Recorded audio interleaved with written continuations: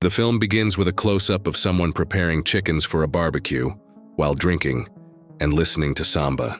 However, one of the chickens escapes down the street, and a group of armed youths led by Lil Zay starts chasing after it. The chicken runs fast, leaving them in the dust through the alleys of the favela. Meanwhile, Rocket is walking around the city, talking with his friend about wanting to avoid running into Lil Zay. The chase continues, with some of the boys even shooting at the bird, but it keeps running until it ends up at Rocket's feet, leading to his unexpected encounter with Lil Zay. Zay orders him to grab the chicken, but in the background a police car approaches, putting Rocket right in the middle of a crossfire between the local gangs and the police. The tension rises as the shootout is about to begin, when suddenly the scene cuts to a flashback, taking us straight into Rocket's past, as if his life were flashing before his eyes. We are taken back to the 1960s, where Rocket is being scolded by a friend for failing to defend a goal during a soccer game. The match is interrupted by two boys who arrive in a threatening tone, Benny and Lil Dice. It seems like a fight might break out, but they're stopped by an older boy named Caballera, a member of the Tender Trio. He shows off his soccer skills for a girl, juggling the ball a few times before his friends call him over. Then, to show off, Caballera kicks the ball high into the air and shoots it with a gun. The Tender Trio, Caballera, Clipper, and Goose, was a well-known gang in that area. After leaving the soccer field, they cover their faces with shirts and pull out their guns as they chase after a gas delivery truck. They threaten the driver, forcing him to stop, but instead of stealing everything for themselves, they start handing out the gas tanks to the poor residents of the neighborhood. After distributing the gas and getting some money, the trio celebrates. But Lil Dice hears a police siren approaching and warns them. The gang takes off running, chased by police through the streets of Cidade de Deus. During the escape, they strip off their clothes and blend in with local kids playing soccer, completely fooling the officers. After the successful heist, Goose goes home and gives part of the stolen money to his younger brother, Rocket, telling him to give it to their father, but without saying where it came from. As the boys run home, the film shows scenes of Cidade de Deus, a place without electricity, pavement, or basic living conditions. It was where the government sent poor families who had lost their homes in floods or fires. Later, the boys go swimming, and Rocket reveals that he has no interest in becoming a criminal or a cop. He's too afraid of getting shot. Lil Dice, on the other hand, always stayed close to the Tender Trio, fascinated by their power and crimes. Although the trio used him mostly as a helper, Dice desperately wanted to earn their respect and join them for real. Trying to prove himself, Lil Dice comes up with an idea: robbing a motel, a place where rich people would be caught at their most vulnerable. At first, the trio laughs at the idea, but later decides to go through with it. Dice expects to take part in the robbery, but they assign him to stand watch outside instead, telling him to shoot at a window if the police show up. Reluctantly, he agrees, hoping that doing his job well will finally earn him a place in the gang. While the Tender Trio ties up the motel staff and goes room to room collecting valuables, Dice grows impatient. The shot he eventually fires isn't to warn them of the police. It's because he wants to use the gun himself. He opens fire inside the motel, killing several people. Meanwhile, the trio flees in a stolen car, but crashes into a nearby bar. They threaten the witnesses not to identify them to the police and then split up, two hiding in the forest, while the other distracts the cops elsewhere. However, the bar owner, Paraiba, secretly reports them to the police, giving away their location. The authorities spend the night hunting them down, almost catching them at one point, but they manage to escape thanks to Caballera's quick thinking. He hides out with a woman who later becomes his girlfriend. Clipper, realizing the police want them dead, decides to leave crime behind and joins the church. When two officers stop him later, he doesn't resist, leaving his fate in God's hands. And when they spare him, he takes it as a sign to fully devote himself to religion. Goose, on the other hand, is confronted by his father, who refuses to accept the money he brought home. Furious, the father tells him this is his last chance to change. Goose hides his gun in a box and makes Rocket promise he will never touch it.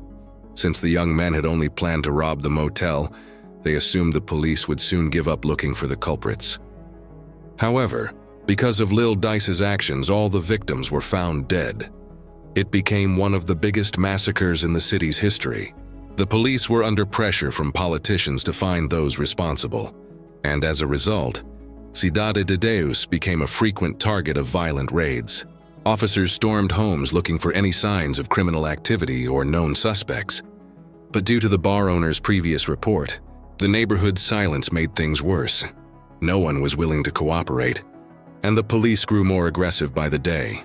Months later, Caballero was still hiding at his pregnant girlfriend's house. She questioned what kind of life their child would have with a fugitive father and urged him to run away with her. Since the tender trio was done for good, Clipper was now fully devoted to the church, and Goose was working with their father at the fish market. Goose, however, had begun an affair with one of their clients, who happened to be Paraiba's wife, the bar owner who had betrayed them. Their secret doesn't last long. When Paraiba discovers the affair, he becomes enraged and kills his wife with a shovel. Meanwhile, Caballero and his girlfriend come across a lost man from São Paulo. Holding him at gunpoint, they try to use his car to escape once and for all, but when the car fails to start and Caballero steps out to push it, Paraiba, consumed by rage, spots him and immediately reports his location to the police. Ironically, at that exact moment, Paraiba is being arrested himself after a neighbor reports that he was hiding his wife's body in the living room. Identified as one of the men behind the motel massacre, Caballero becomes the target of a police chase. He manages to push the car far enough for it to start, but before he can jump in, he's shot in the back. He tries to flee through the narrow alleys of the favela, but more bullets hit him. His pregnant girlfriend watches in horror as he collapses and dies in the gutter. A small crowd gathers around his body, including a journalist who photographs the scene. The very first time Rocket sees a photographer up close. Instantly fascinated, he falls in love with the idea of having a camera of his own. That same afternoon, after learning that his brother had been killed by the police, Rocket decides it's time to leave Cidade de Deus. But during his attempt to leave, he hears a familiar voice, Lil Dice's. He finds Dice sitting with Benny beside a pile of bricks, counting money from their latest robberies. Knowing that the massacre would bring heat, Dice and Benny had been living on the streets for weeks, committing small crimes to survive while waiting for the tender trio to resurface. During that time, they grew comfortable with criminal life. Still lacking respect, they are soon confronted by Goose, who takes their money. As he's about to leave, Dice hands him back the same gun he once used to guard the motel. Unexpectedly, Dice shoots Goose multiple times, killing him on the spot, proving that from now on, anyone who disrespected him would share the same fate. At that moment, two major events took place: the end of the tender trio, and the birth of a new legend, the rise of Lil Zay. No longer the small, eager boy he once was, Dice transforms into a ruthless killer, eliminating anyone who stands in his way. Fear and power quickly earn him followers, and together with Benny, he plans to take over all the drug-selling spots in Cidade de Deus, the Bocas. Before launching his violent coup, Dice visits a shaman who baptizes him with a new name, Lil Zay. The next day, newly reborn, Z leads his gang in a brutal campaign, wiping out rival dealers. Those who kneel before him become his subordinates. Those who resist are executed. In just one day, Zay and his men seize control of nearly all of Cidade de Deus, except for one area run by Sandro Cenoura, a local dealer who happens to be Benny's close friend. Thanks to Benny's influence, Zay agrees to let Cenoura keep his territory, though he constantly insists that they should take it by force. Meanwhile, Rocket continues his studies and makes new friends, serving as their unofficial photographer with a cheap camera he bought after saving for years, ever since he saw that journalist photographing his brother's death. Among his circle is Angelica, a beautiful young woman with whom Rocket falls deeply in love. Unfortunately, she's dating Tiago, a red-haired guy addicted to the white stuff. Still, Angelica and Rocket share a bond over something else entirely: their love for the green kind. in an attempt to impress Angelica. Rocket offers to get some weed for her, but that turns out to be a serious problem. Because he's terrified of Lil Zay, Rocket has been avoiding running errands in any area under Zay's control, so he decides to visit a friend who runs the drug spot in the Apis area, a zone that, until then, was outside Lil Zay's territory. The trip takes a while, but Rocket finally arrives, picks up what he came for, and is just about to leave when Lil Zay suddenly storms in. That was the last Boca drug den left for Zay to conquer, meaning he now controlled nearly the entire region, except for Carrot's territory. In the chaos, Rocket is mistaken for one of the guys in charge of the place. When he tries to slip away, Zay stops him and threatens him at gunpoint. Looks like Rocket's luck has finally run out, until Benny recognizes him as Goose's younger brother. Out of the small respect Zay still held for the old Tender trio, he decides to let Rocket walk away alive. From that day forward, Zay and Benny become the most powerful figures in Cidade de Deus. Ironically, this also makes the area safer. When a major criminal organization takes control of a neighborhood, the last thing they want is trouble with the police. So they bribe the cops to stay quiet and crack down harshly on petty crime themselves, giving the authorities no reason to interfere. As a result, business booms for months. During this peaceful stretch, Angelica and Tiago break up. Heartbroken, Tiago becomes one of the biggest drug buyers in the neighborhood. On one of his routine visits, Benny, now more stylish than ever, gives Tiago a wad of cash, asking him to buy some trendy clothes for him. Meanwhile, Rocket sees an opportunity to win Angelica over. He spends afternoons with her, dreaming of making her his girlfriend, and even invites her to visit Cidade de Deus. By then, the neighborhood has transformed, safer, calmer, and full of life with frequent community parties. Rocket sees one of these parties as his perfect chance to win Angelica's heart.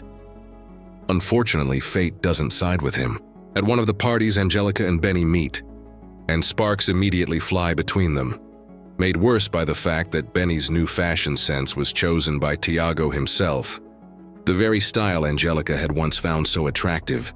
Heartbroken, Rocket tries to distance himself from his neighborhood. He gets a job at a small grocery store nearby and plans to save his money and even use his severance pay when he's inevitably fired to finally buy a professional camera and pursue his dream of becoming a journalist. But his plan falls apart when a group of young thieves from Cidade de Deus invades the grocery store, stealing everything in sight. Because Rocket is from the same neighborhood as the gang, he's accused of being an accomplice and fired on the spot, without pay. Left without a job, without money, without his dream camera, and without Angelica, Rocket hits rock bottom. However, the child gang becomes a far bigger problem for Lil Zay than for Rocket. Their robberies, including the grocery store and other local businesses, start drawing police attention, threatening Zay and Benny's entire operation. Determined to teach the kids a lesson, Zay, despite Benny's objections, decides to take matters into his own hands. He tricks the boys by pretending to offer them work, but once they're cornered, he brutally beats them instead. Then he takes things even further, forcing the terrified kids to choose: get shot in the hand or in the foot. After they make their choices, he shoots them elsewhere anyway, laughing cruelly. But the horror doesn't stop there. Among the kids, there's a teenager who had been trying to join Zay's gang. As a test, Zay orders him to kill one of the wounded children, his initiation ritual. The boy obeys, sealing his place among Zay's men, and setting in motion a tragedy that will one day come back to haunt his ruthless boss. Meanwhile, on the other side of the neighborhood, Rocket is completely disheartened. He's reached the painful conclusion that trying to be a good person will never get him anywhere in Cidade de Deus. While Rocket is without money, work, or a girlfriend, he notices that those who have embraced a life of crime seem to have everything he wants, or at least that's how he sees it. So he and his friend decide to rob a bus using the gun left behind by Rocket's brother. However, during the attempt, they meet Knockout Ned, a former soldier now working as a bus conductor. He turns out to be such a genuinely good person that the boys abandon the robbery. After this failed attempt, they try another heist, but come across a beautiful clerk who takes a liking to Rocket and even gives him her phone number on a slip of paper, asking him to call later. On another attempt, they encounter a man lost in the neighborhood, but end up befriending him as well. Rocket tries to use the paper with the girl's number to make a move, but once again, all his plans are thwarted. I start to feel sorry for him. He can't catch a break, neither by being a good person, nor by trying to be bad.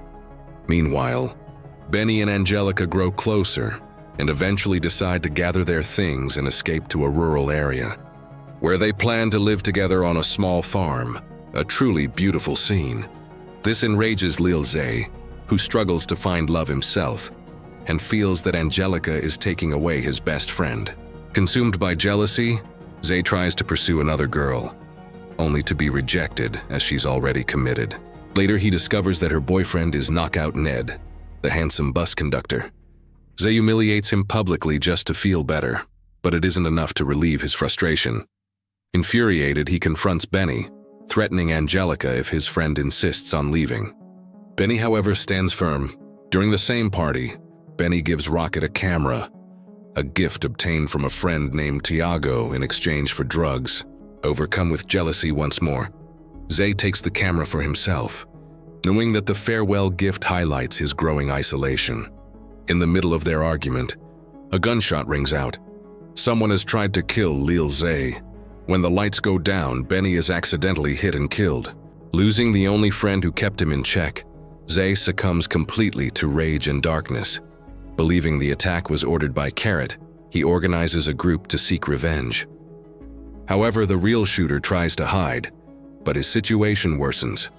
Not only did he kill one of the people Zay cared about most, but he also eliminated the only person protecting him from Zay, putting himself in immediate mortal danger. On his way to exact vengeance, Zay encounters the girl who had rejected him earlier, and her boyfriend, Knockout Ned.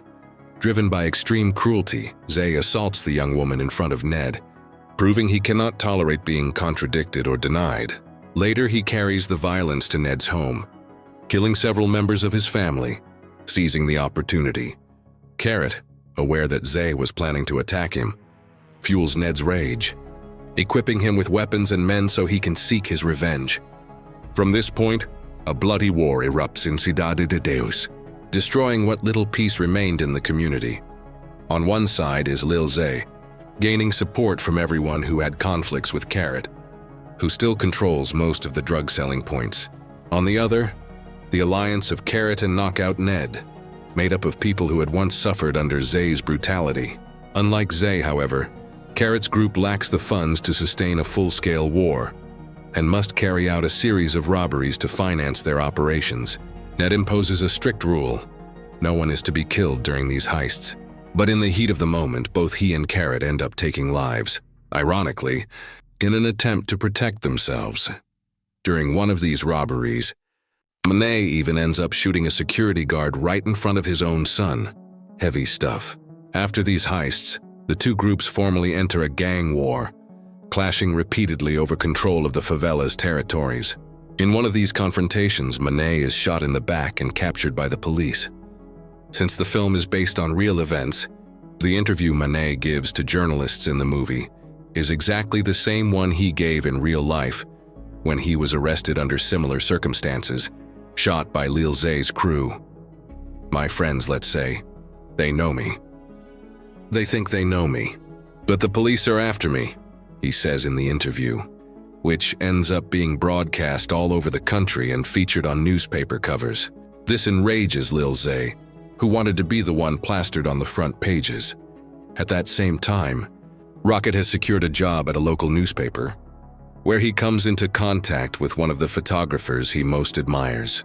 He makes some friends, especially a young man from his neighborhood, the Cidade de Deus, and when Lil Zay decides to show off through his gang, he asks Rocket to take pictures for him.